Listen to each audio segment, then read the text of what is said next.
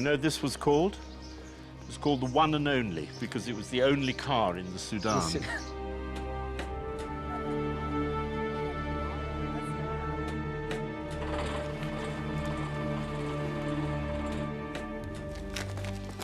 Oh, look.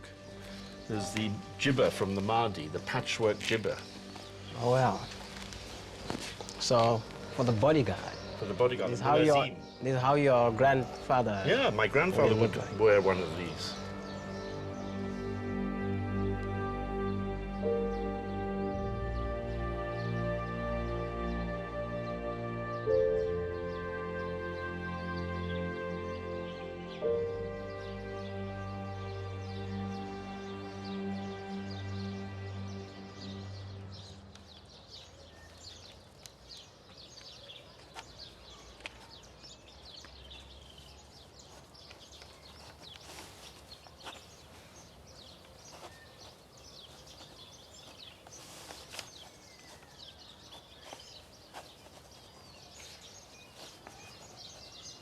This is your grandfather? Yes, he had to stand in the same place every day for 10 years, waiting for the Khalifa's orders as his mulazim, his bodyguard.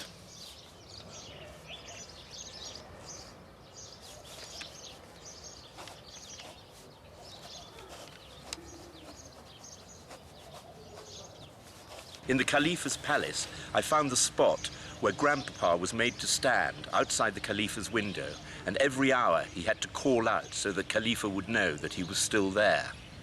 But one day, Grandpapa's hour came. Queen Victoria and the British officers in Egypt were obsessed with a desire to avenge Gordon's death and reconquer the Sudan. Reginald Wingate, British Chief Intelligence Officer in Cairo, sent money and guides to help Grandfather, and at the third attempt, his escape was underway. Setting out on camels, they began a long journey through more than 1,000 kilometers of hostile territory towards Egypt.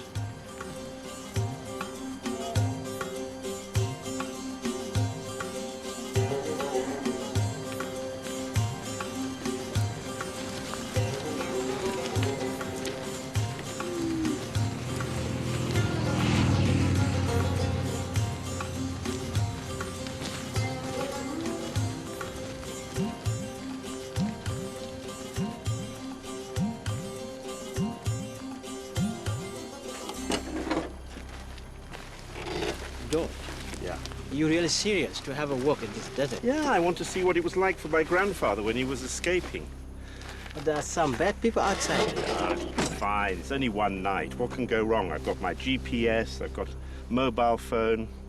No problem. Okay, John, thanks. Success. See you then. Bye.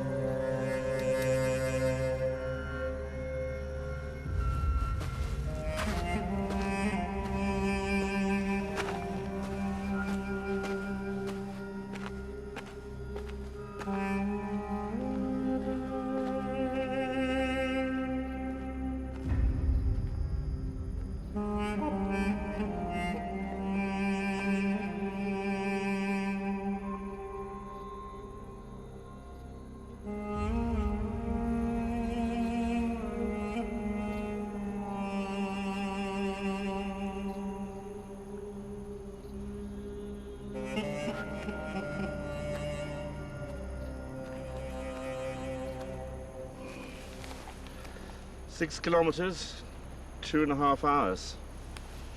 And grandfather did 1,300. It's a long way to go.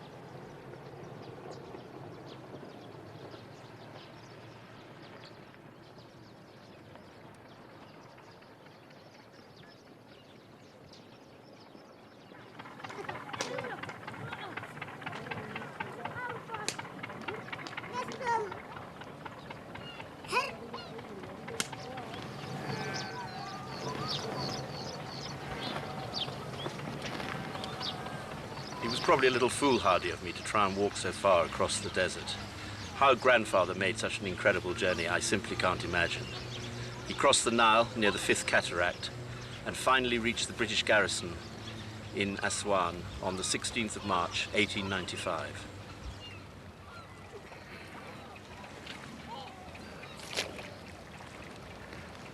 So did I tell you the story of what happened when my grandfather finally reached Aswan across the desert? He went to the British Officers Club and he sat outside and he said, "Tell them Abd al-Khadir is here." Yes. And the British were having their lunch. And the messenger said, "There's a filthy Arab outside, says his name is Abd al-Khadir. He wants to see you." And they said, "Tell him to wait till we've finished our lunch." So the messenger goes away. Then he comes back and he says, "He insists on seeing you." And they were very angry. And they said, "What does he want? What does he want?" So they go down and they see him.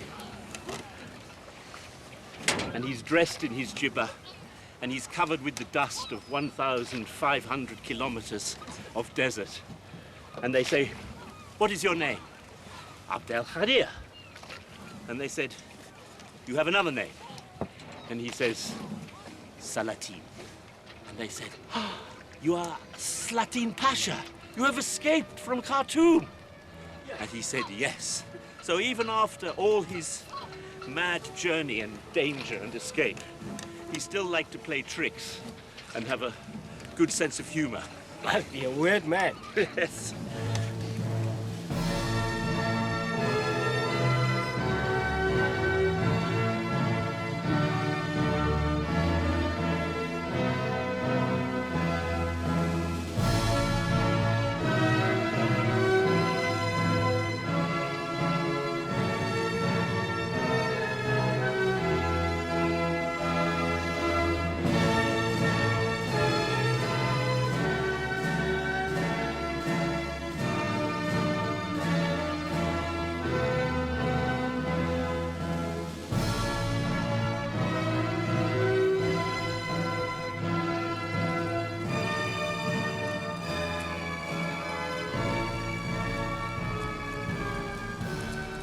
an invitation in August '95, so that's just 3 months after he escaped, to spend Monday and the following day at Osborne with Queen Victoria. Yes, I think this is a sign of quite how much the story of Slatin had captured the Queen's imagination. She had been very engaged and moved by the death of Gordon, and the story of Slatin and his escape had obviously really taken her imagination, and so very shortly after his escape he was being invited to dine and to stay with her. And this was this the beginning of his sort of popularity in Europe? No, that was more after the battle, actually, wasn't it? Well, I think it developed over this period. As you see, this file is full of correspondence, either between him and the Queen or between him and the Queen's various officials, and it shows that they really developed a relationship. There was an exchanging of letters, of photographs, and of course Slatin was honoured in various ways with knighthoods by the Queen and subsequently by her successor. Queen Victoria was particularly fond of my father, and she said, I've always been told why I'm so fond of you is because I can talk German to you. I have a lot of other friends come to court, but I have to talk English to them. But when your father came, I could talk German to him. And she liked that very much. And she wrote him several letters in German too.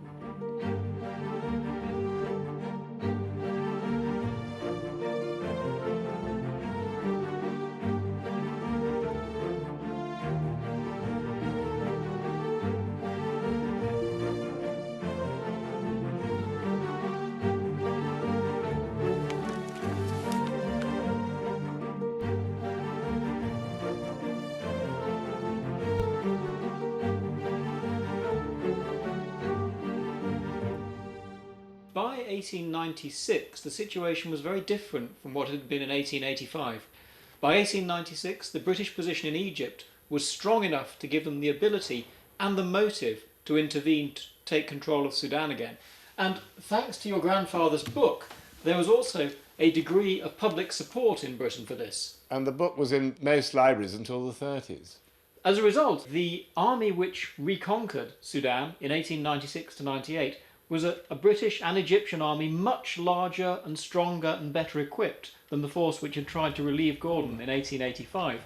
And it advanced to Omdurman and defeated the Khalifa's army at the Battle of Omdurman, where infamously many Sudanese were slaughtered by the superior weapons of the British and Egyptian army. And afterwards Kitchener said, "We gave them a good dusting." And they used the Maxim gun for the first time. They used artillery and Maxim guns. They used all of the weapons of modern warfare.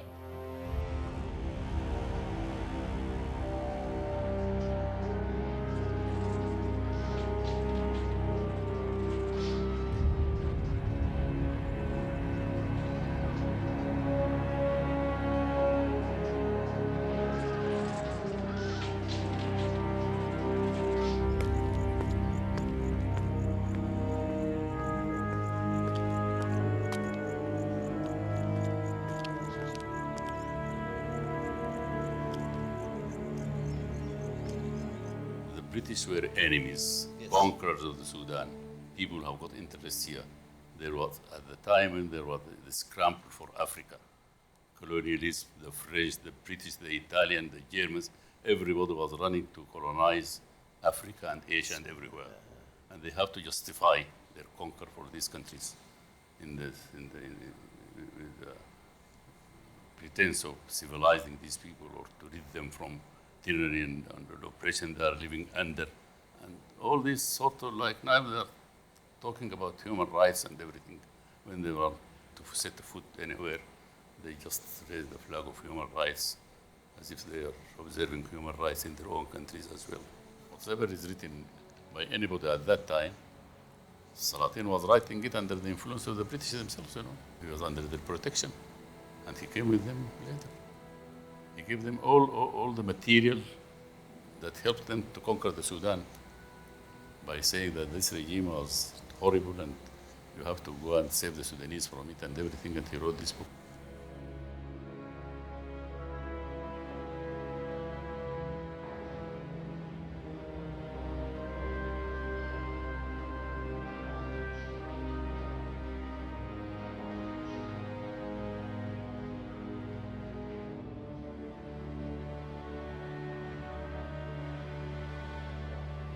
all the media was in their hands. Until now, the BBC, the British, and everybody, they've got the media. We as Sudanese have no media to combat them. And so the depicting of the Mahdi and the Mahdiya as a period of terror in the Sudan was, this is the view of the enemies of the Sudan. Yeah. Whereas we as Sudanese look on the Mahdiya as a liberating movement, which liberated us from outside rule, from colonialism, from the Turkish rule, from oppression, and from all that. And we had to stand and fight and defend our country with all we could. In 3 or 4 hours, about not less than 12,000 people died in defense of this country against the British in Karen here in Omdurman.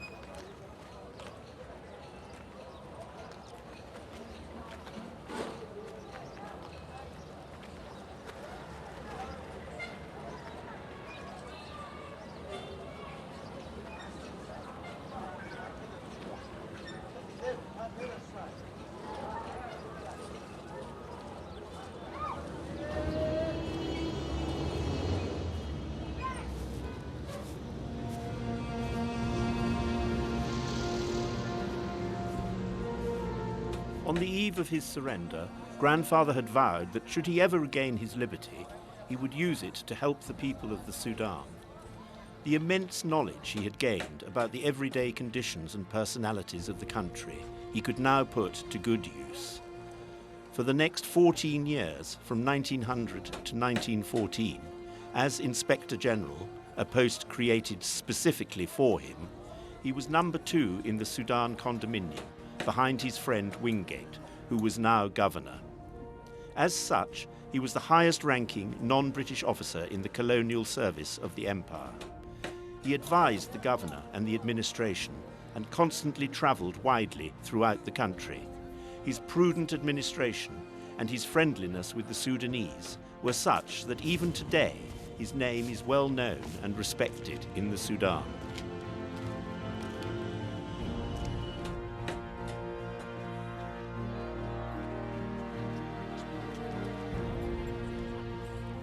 One of Grandfather's favourite duties was to show prominent visitors around the country he so loved.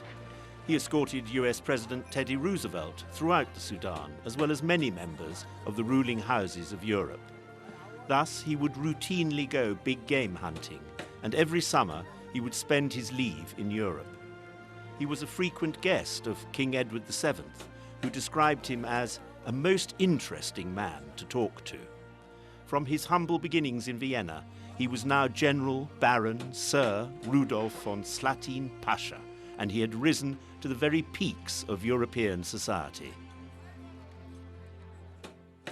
Slatin Pasha really played a very important role in the condominium since it started, because he was made the Inspector General and he was the chief advisor to the British about policy towards the Sudan, towards its people, towards tribes. And he gave very good advices to the government, to the Governor General, and to the staff of the government. And these advices helped a lot to understand the Sudanese people and to make peace and establish the new state. His job was really remarkable. He did it very well.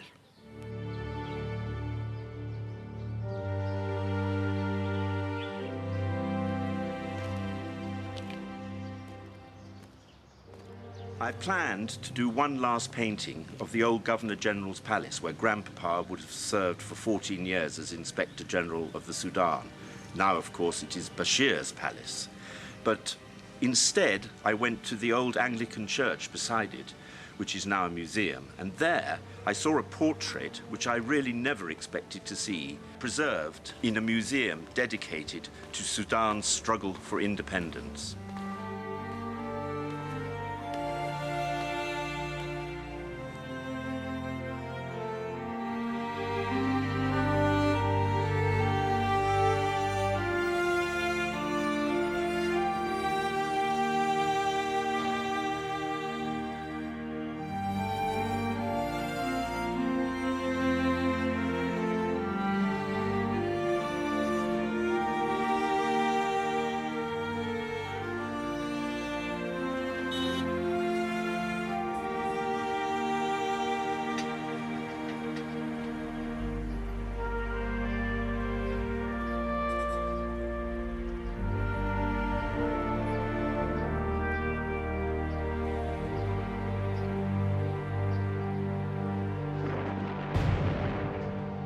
The First World War brought an abrupt end to grandfather's service in the Sudan. For the Austrian Red Cross, he was in charge of the repatriation of prisoners of war. He was a member of the Austrian delegation at the Peace Conference of Saint-Germain. He then retired to a villa in Meran. Grandfather died in 1932. His funeral was like a state event. 6 years later, our mother received an invitation to visit from Sir Stuart Symes, the British governor of the Sudan.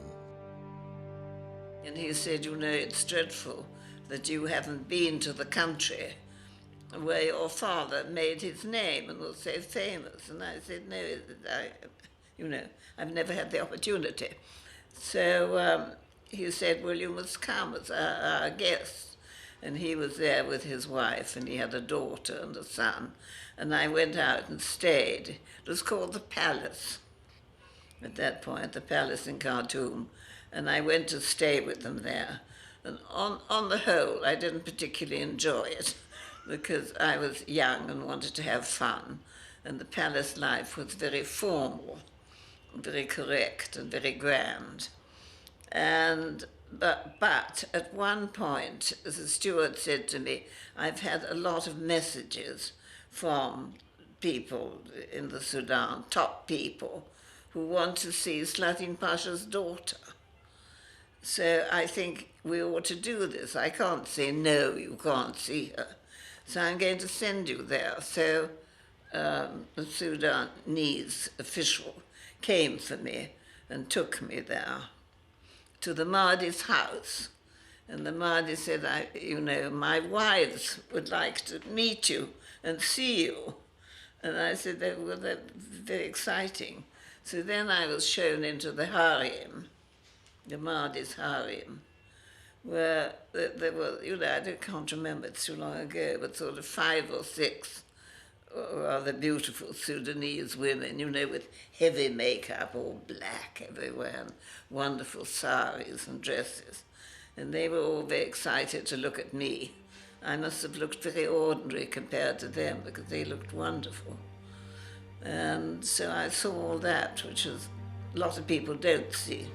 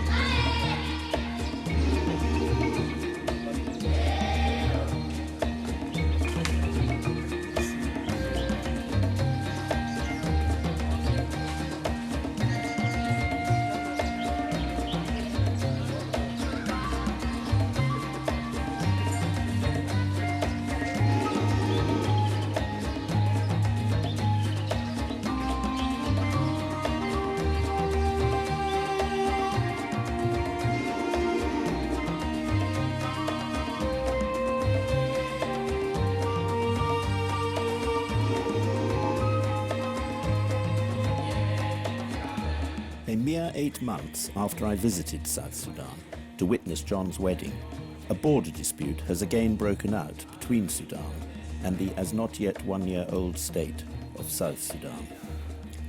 Southern Sudanese troops have occupied an oil field in the north, and in response, the Northern Air Force has attacked the southern town of Bien Tu.